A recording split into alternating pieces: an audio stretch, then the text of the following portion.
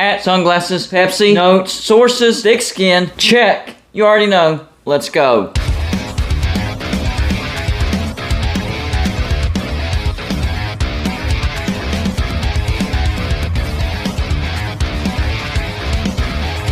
Welcome to Gold and Blue today, everybody. This is a college football channel. So if you like college football, hit the like and subscribe button. It's that simple. Also, send gear to represent your team and be a part of my background forever. All you have to do is send it to P.O. Box 360, Liberty, South Carolina 29657. Once again, it's time to address the elephant in the room. And I've talked about it several times as far as Neal Brown has got to go.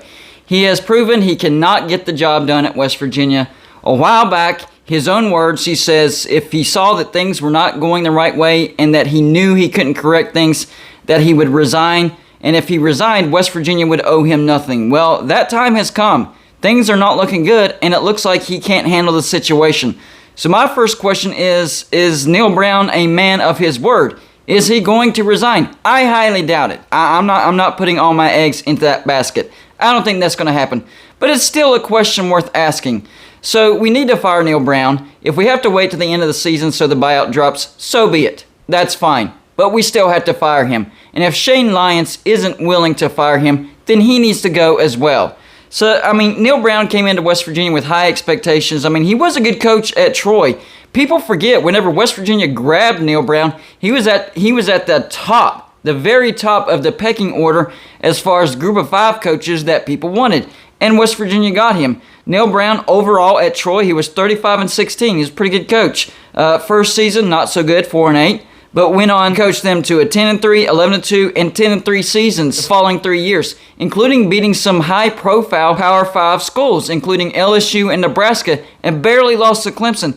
He comes over to West Virginia, and yes, the first year was rough. 5-7, bare cupboard, and then things looked good. 6-4 in the 2020 season, and then Shane Lyons, after one decent year, decides to extend him and have a massive payout. It's stupid. It's stupid. The buyout is ridiculous, and a lot of schools are doing this. When are schools going to learn? You don't do that based on 1 year. You have to see consistency before you. Oh, we're scared somebody's going to grab him.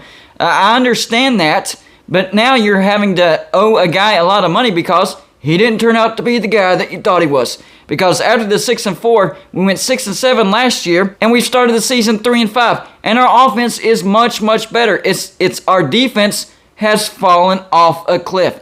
And I've already given my list of coaches that I would prefer when we do fire Neal Brown. Hugh Freeze was at the top. I talked about Tom Herman, Lance Leopold, Matt Rule. But there's some other names out there, including what I talked about at the beginning of this video, the elephant in the room, Rich Rodriguez. A lot of people are wanting him back, and a lot of people are still holding a grudge. But there's 2 other names that I want to lump into this conversation as far as I would be more than okay if we went out and got these guys.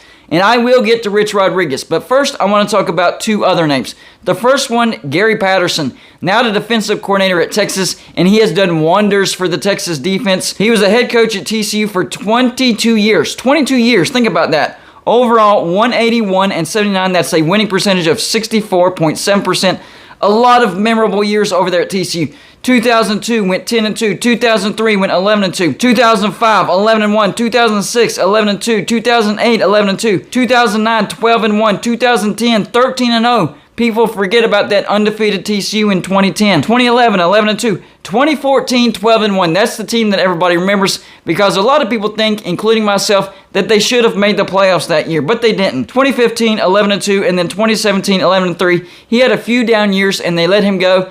And it looks like TCU made the right decision in firing him and hiring Sonny Dykes, because Sonny Dykes has TCU off to an undefeated top 10 record this year, possibly making the playoffs, I don't know. But you can't overlook what Gary Patterson did for TCU. 22 years, brought them up from Group of 5 status up to the Big 12 status, had them competing year in and year out for the Big 12 championship, except for the past few years when they had a slight decline. But Gary Patterson is a great head coach, and I would be more than thrilled if West Virginia went out and got Gary Patterson. Of course, he's had experience at the Power 5 level. He's had success at the Power 5 level. He's had experience and success in the Big 12, the conference that West Virginia is in. He is familiar with the opponents that West Virginia has to play on a year in and year out basis. I think Gary Patterson would be a home run hire for West Virginia. We have to try to get Gary Patterson. That would be a great hire, and I think he could bring West Virginia out of this ditch, out of this rut that we're in, sooner rather than later. We need to be trying to get Gary Patterson and hire him as our new head coach. The next name might surprise you, but I'm still going to put his name out there. Gus Malzahn, the head coach for UCF. Overall, his winning percentage is 67.7%.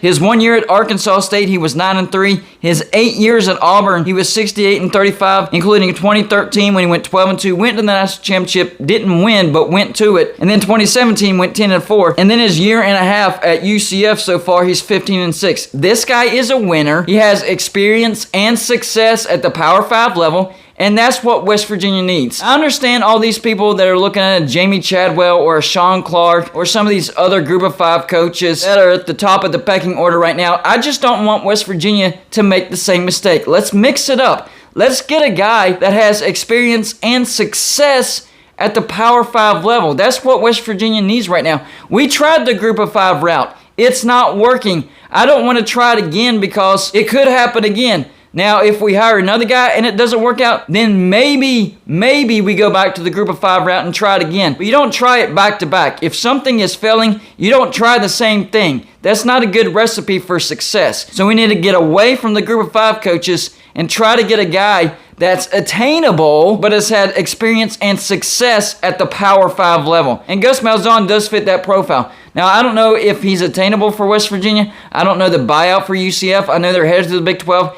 Maybe that would be a lateral move for Gus Malzahn, so I don't know all the numbers that go into that, but he's at least worth looking into. Gus Malzahn, I think, would be a great hire over here at West Virginia. And finally, the name that you guys have been waiting for me to talk about this entire video, Rich Rodriguez. And there's a lot of people that are still holding the grudge, but I promise you, you're holding the grudge for the wrong reason.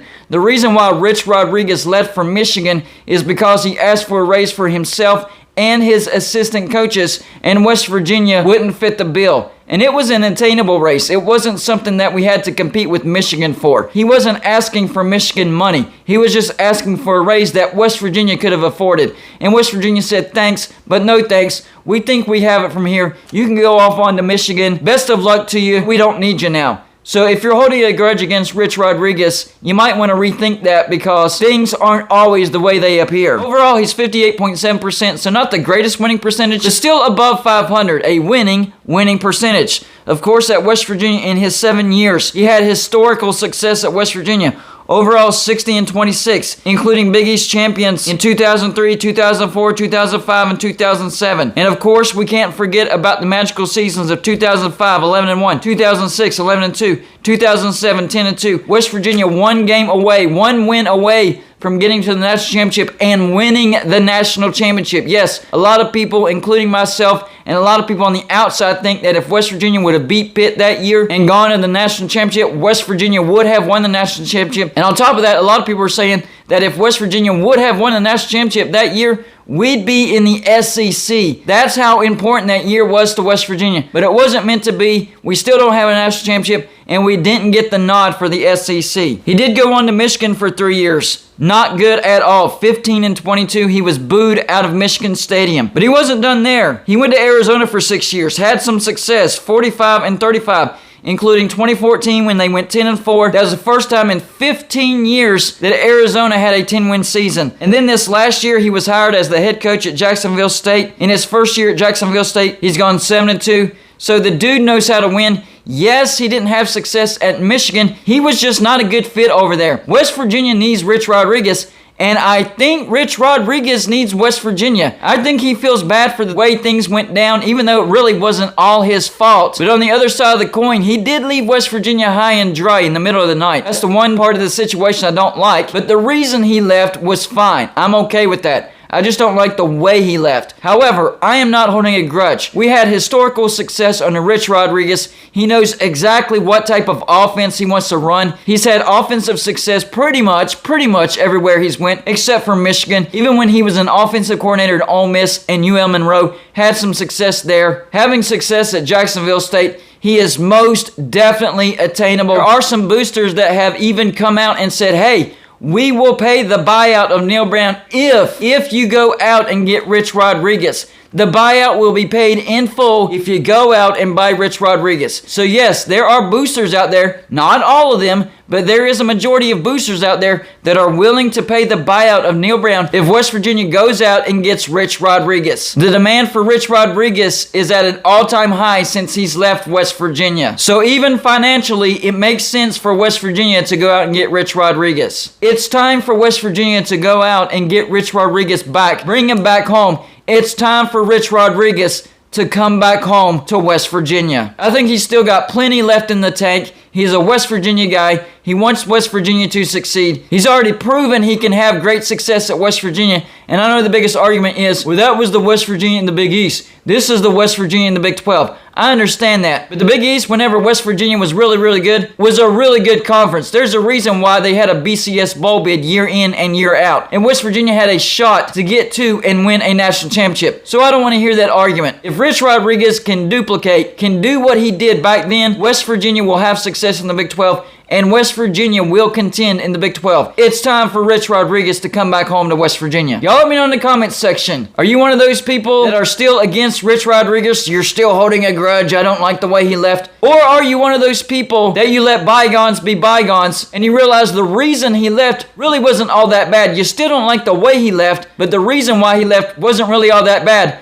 And you're ready to welcome Rich Rodriguez back to West Virginia. Question number 2. Would you rather have somebody else or Rich Rodriguez if it came down to it? And if it's somebody else, who is that somebody else? Who would you rather have over Rich Rodriguez if that's the case? That's all I got for this show. Like and subscribe if you haven't already, and I'll see you on my next show.